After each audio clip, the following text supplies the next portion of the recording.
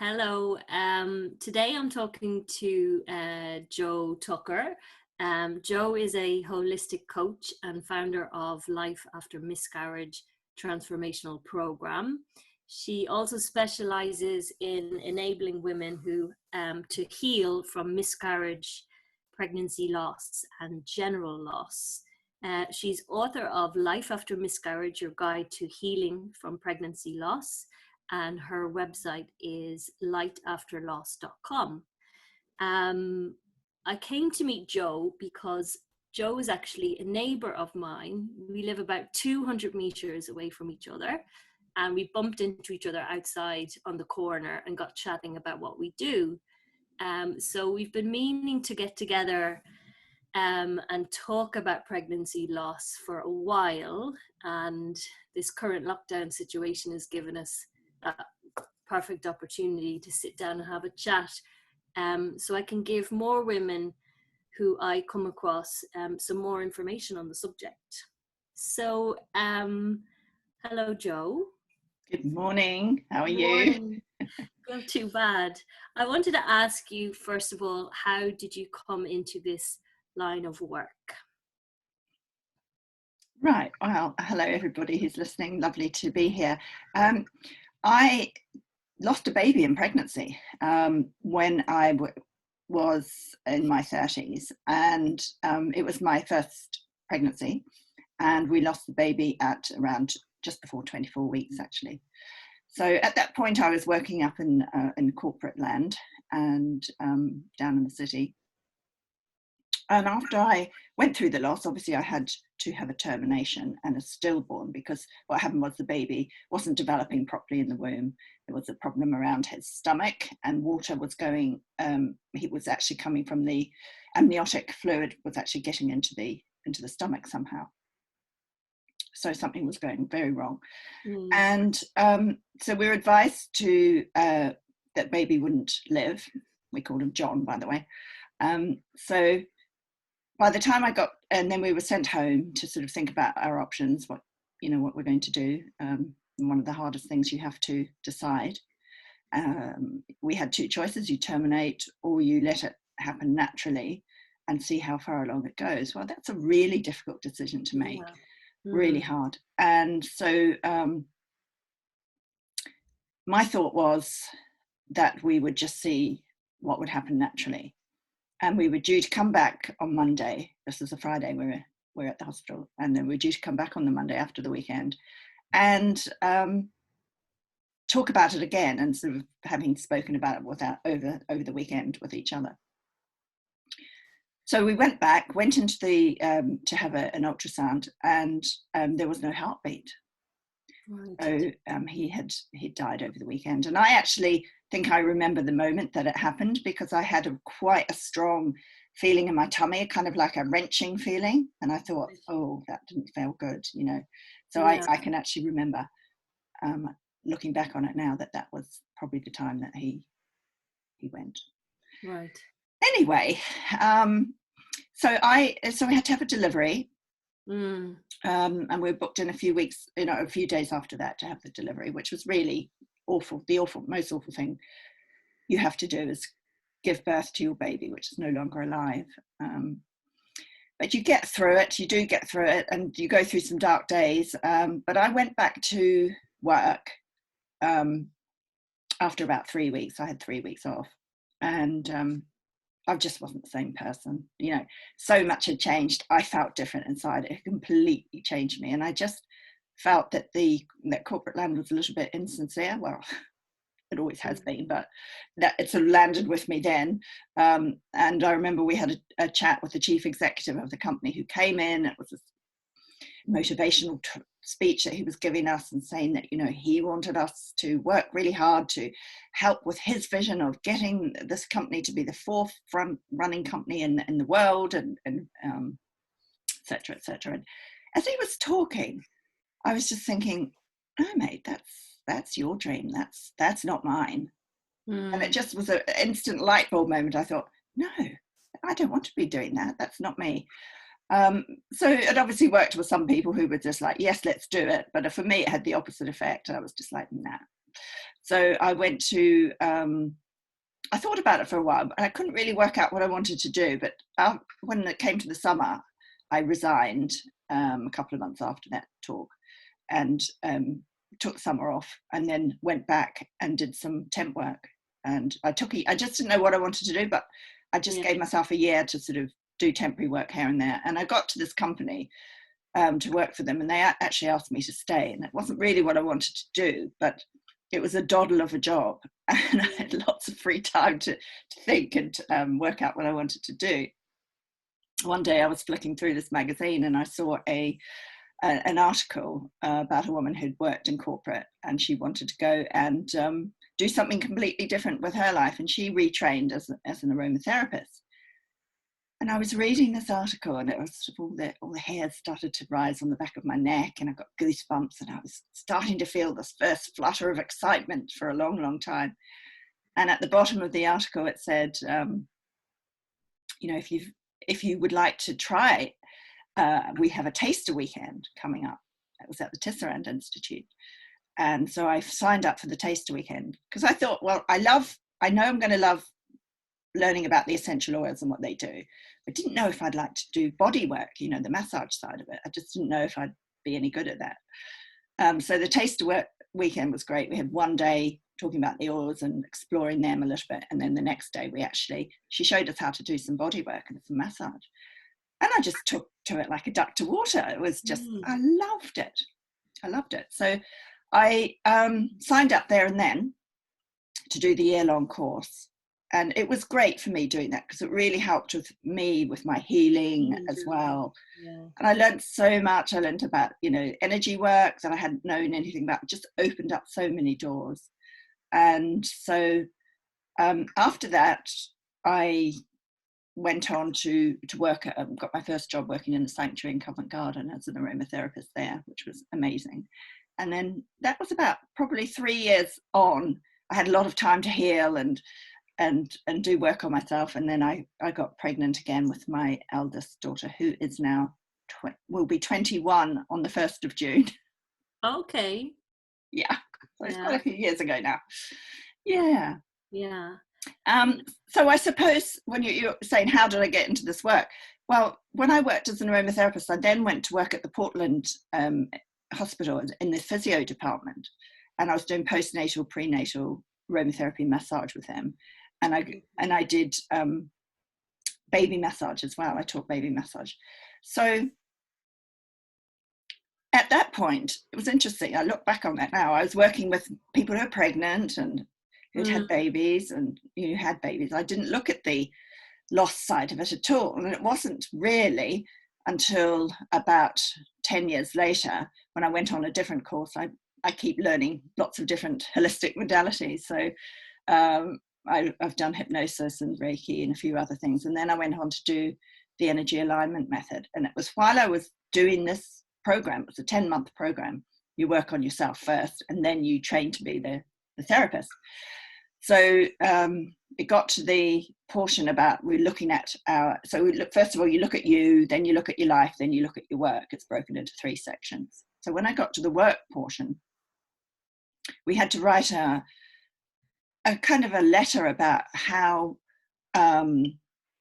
we had to really just sort of journal down about something that had happened in your life, a big turning point in your life. So for me, it was writing about losing baby John. So when I wrote it and then I started reading it back, it just dawned on me, well, look, Jo, you've got all this experience. You've got the holistic experience. You're in a good place now. You can help women get through their loss. And that's how I branched into it. Yeah. And just going back to that situation where you find that there is complications and you have to decide whether to continue with the pregnancy or have an early termination. Is there any, it's a very difficult decision. It's the most impossible of decisions to make. But from a healing point of view, which is the better avenue to take from a healing point of view for the woman? Is there, and the grieving process that's going to come, is it easier to start that grieving process there and then, or to continue with the pregnancy and see what happens? Such a difficult one. And something I think you can't really advise on. It has to come from the woman. And funnily enough, I've been working with someone just very recently who's had that exact situation. Her baby had a heart defect, so she had to take the decision. She was advised. I mean, you are strongly advised by the medical profession, which is great. And she was advised that if she had carried on with the pregnancy, that the baby would die on birth anyway. So then you've got to look at, do you want to carry a baby for another 4 or 5 months, 4 months probably, knowing that that baby is not going to live on delivery? So that's a lot to put yourself through. Yeah. And it's not nice for the baby either. And, you know, well, neither way is nice for the baby, because, you know, elective termination is probably quicker and easier for the baby, I would say. But for the mother as well, whatever way you're going to do it, you kind of feel that you have guilt either way, that have you done the right thing? You question yourself. So it's just a case of having to keep going back to, no, I know I did this. I've done this for the right reasons. Baby wouldn't have lived. And but what happens in your healing phase is, and your grief and your guilt, you start to sort of blame yourself and think, well, it's something that I did wrong. And most of the time it isn't. It's just developmental. And you've got to keep going back to that point, because the mind plays such tricks on us, the memory and the mind. You know, we remember things in different ways always, but it's going back to that initial consultation that you had with the medical profession, to say, no, I've done the right thing. And then actually I've done the right thing for me. Because a lot of time we're always thinking about the baby. But you know, I've got to live the rest of my life, and how am I going to do that in the best way that I can move forward? And you know, whichever way, it's going to be difficult. But and you have to just think about, you know what, I've got to put myself first here. Just, which is the easiest way to heal. And I do think probably the is the quicker way, you know, nipping it in the bud, because I think it just must be so difficult for your mental health to know that you're carrying a baby that you know is not going to survive, that it's going to die either at birth or just before birth. So and you know it's going to be taking its toll along that time as well. It is.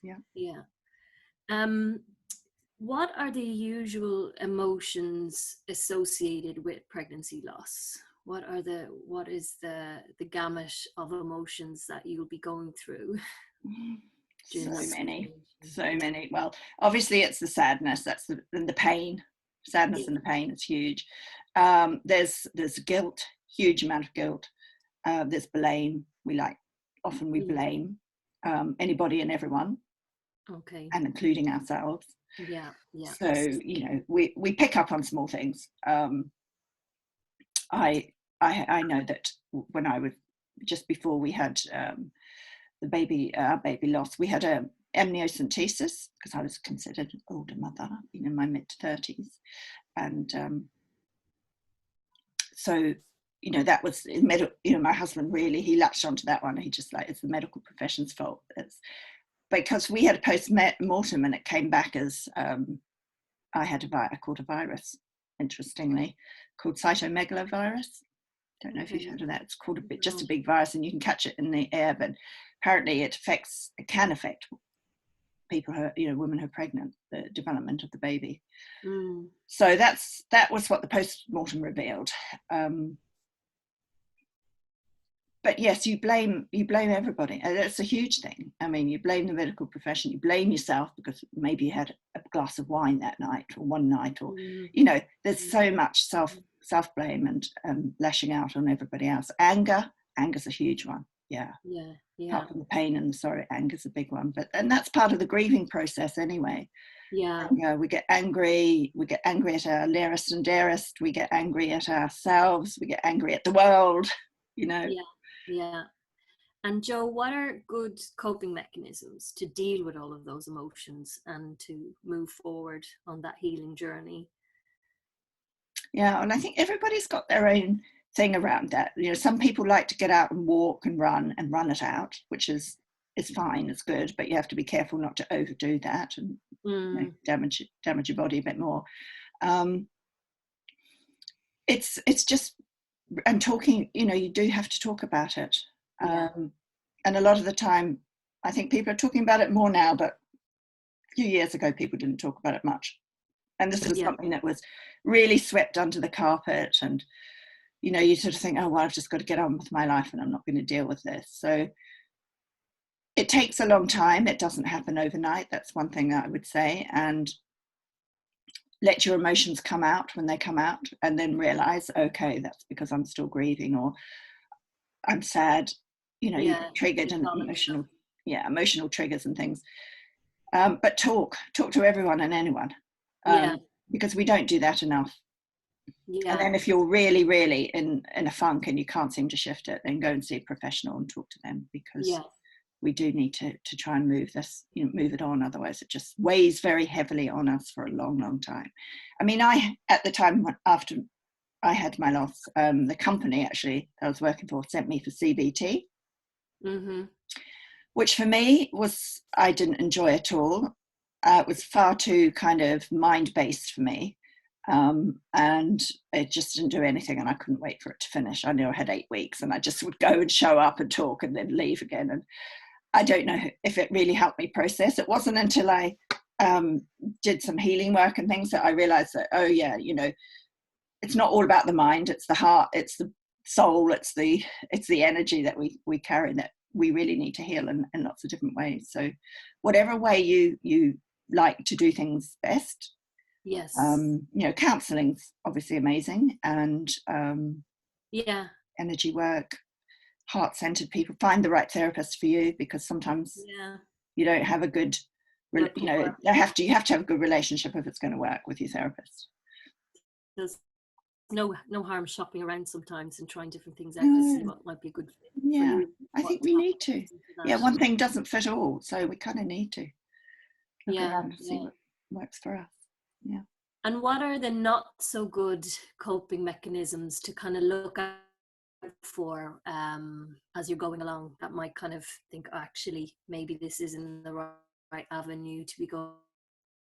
Well, I think those are the down at the moment. I think those are those not so good. Yeah, I think those are the obvious ones. Probably having too much wine. Drowning your sorrows. Eating too much, you know, comfort food. Over exercising. And so depleting your body of that energy that it might need for healing. That's right. Depleting it. And so those sort of just the ones that we do to numb ourselves, which is overeating, over drinking, taking drugs, whatever it is, which are just numbing those emotions that you might be needing to go through at that time. I guess over watching Zoom, Netflix, I should say. Over watching Netflix, did you say? Yeah, doing complete Netflix binges, which is great for a little while, but if you're doing it for too much, it's like, oh no, too much. You're trying to avoid something.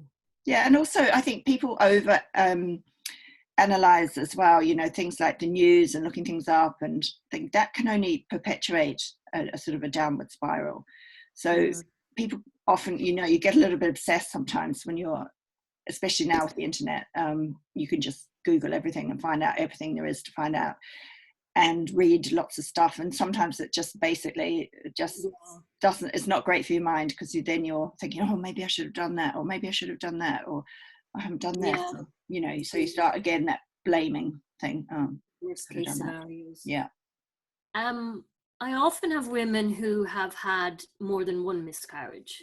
so they will have had a few recurrent miscarriages. Have you got any different advice for women in that situation, or is it the same healing journey that we spoke about? Yeah, I think it is pretty much the same healing journey. I think that it's soul destroying when you're having recurrent miscarriages and it's just never happening. So I think one bit of advice with that is to try not to try too hard, because it becomes this prophecy, you know, this I've got to do it, and it becomes really, you know, you become really obsessed with it, which is, you know, understandable because you really want to have that baby. Okay. I've worked with women who've had recurrent miscarriages, and actually on her 7th miscarriage, one of them, she got pregnant. But the other thing is, maybe it's not just you, because I work with a fertility coach as well, and she always says get your husband's sperm checked and get it checked privately rather than through a specific place that she tells people to go, and I can't remember what it is off the top of my head, but I can find it out for you, because it could be something to do with the male sperm as well, and just not there's so many different things, isn't there? I mean, my client that I was talking about, she had a sticky blood syndrome, so it was very difficult, and she was seen by a specialist, and eventually it worked. So I think this, you know, there's a lot of research and a lot of things looking into, but sit back for a minute and just take a look and see where you can make some changes in your life, in your diet, in your health, and just see if there's anything that maybe you think, oh, I could try that, you know, stop the anti-inflammatory foods, like the therapist that I work with for fertility, she always says cut out dairy, cut out wheat, to stop the inflammation. So really look holistically at things. You know, medically it's great, but also you need to look holistically in things and find a health coach to work with around that, I think. Maybe you can give me some links to pop underneath the interview. I'll give you the link of her. She's great. Yeah, she's really good. She looks at the whole thing in a 360 way, and she's had a lot of great results too. So. Right. Okay. I mean, it's such a brave to try again each time, you know, pick yourself up and go for it again. As a health professional, as a women's health physio, working with perinatal women, I do, as I mentioned, see a lot of women who have had pregnancy loss in the past. And I'm glad I spoke to you today, because I've always wondered what are good things for me to say or to do to help these women in their journey and moving forward. What can I do to help, or what can other health professionals like me working with women who've had pregnancy loss do to help? Yeah, good question. I think it's, you know, be empathetic, which I'm sure you are anyway, and sort of try to understand what they're going through, but also ask them to be aware of what else is going on in their lives, and really look at the 360 degree of their life. So, you know, what are they eating? How much are they drinking? What are they doing? What type of exercise are they doing? You know, is there something that they, you know, are they talking about it enough? In my book that I've written, this one, which is the Life After Miscarriage, Your Guide to Healing from Pregnancy Loss, I have quite a lot of information in there. So I'll drop you a copy of this to have. And people can get it off Amazon if they want to, or I have, because I live locally, I have copies at home also. But I have the coping mechanisms in here and what can help, and the things that I've tried, you know, the holistic ways, you know, meditation, breathing. We don't tend to breathe properly, especially if we're anxious. We breathe really shallowly up here, and that produces the stress hormones and adrenaline and the cortisol. So we need to release those hormones, because if we're stressed, and we often get stressed and anxious, it's not easily going to happen, you know, with our pregnancies. So oh, that's good, because I talk a lot about breathing because it can affect how the pelvic floor functions, because the diaphragm and the pelvic floor are very much work together like a system. So that kind of shallow breathing and gripping your tummy with stress can affect how the pelvic floor works as well. So breathing is everything, isn't it, really? Like you say, it's going to affect the hormones, it's going to get their core system working better. Yeah, it's really interesting with breathing as well, because we take it so for granted, and it's just something that happens. We're busy. We don't think about it, we just do it, but half the time we're not doing it properly. We get to breathe deeply. No, and we breath hold and not realize we haven't taken a breath maybe for the last 2 minutes. Can you, to conclude with you, can you tell the women out there what services that you offer and what services are available to them if they would like to avail of them? Okay. So I work with people one-to-one. Yeah. And they can see me either in person, well, not at the moment, obviously, but on Zoom. I still do consultations on Zoom, and we, you know, go through the whole gamut of my, you know, my therapies with them there, and they can do them. We do them together on Zoom. Breathing is one of them. So that way, or else they can join. I've got a Life After Miscarriage Facebook group, Healing Pregnancy Loss, and I'll send you the link to that as well. And that's if they haven't seen you before, or do they have to see you? No, they can, anyone. That's just for anyone who's had a miscarriage and just wants to be in a group with other women that have had. You understand? Yeah, that's it. So it's kind of, everyone sort of supports each other, and I just put in helpful bits and pieces in there when I go in, and so there's that. I do a group program. So sometimes people like to work through something with people in the group. Other times they like to just do the program on their own. So yeah, and I do run retreats as well, which is just more of the de-stressing type of retreats with yoga, and the next one's going to be in Wales whenever we can get out of here. Whenever we're out of confinement, we're going to go back to Wales. Yeah. But I've been doing them online as well. I've been doing online retreats, of morning ones, and they've worked really well. Do you see the men as well, Jo, sometimes? I do, yeah. Because I think men are kind of forgotten in this a little bit. Yeah. You know, they're so busy kind of looking after their partner that, and they often don't have a chance to grieve themselves or to talk about their grief. Yes. So, yeah, I do. Get them involved with this as well. Yeah. And your book, Life After Miscarriage, has lots of tips on moving forward and dealing with pregnancy loss. And how can they get their hands on that?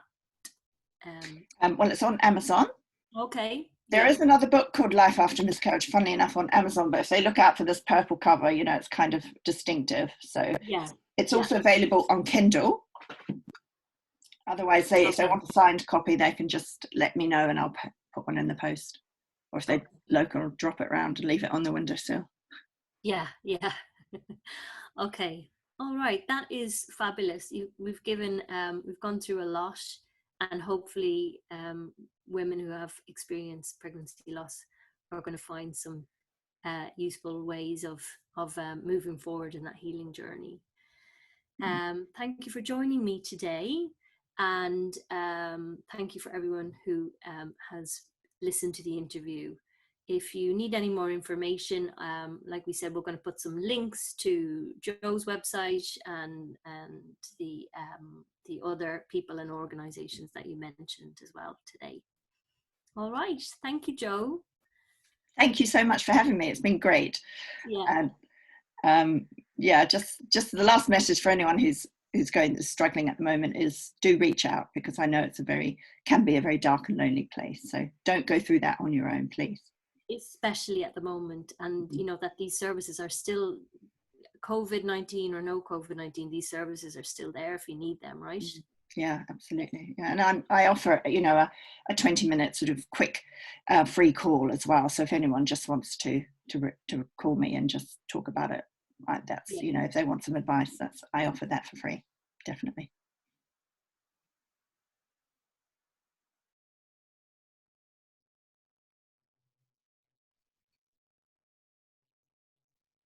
Just froze on me there. So that was perfect timing.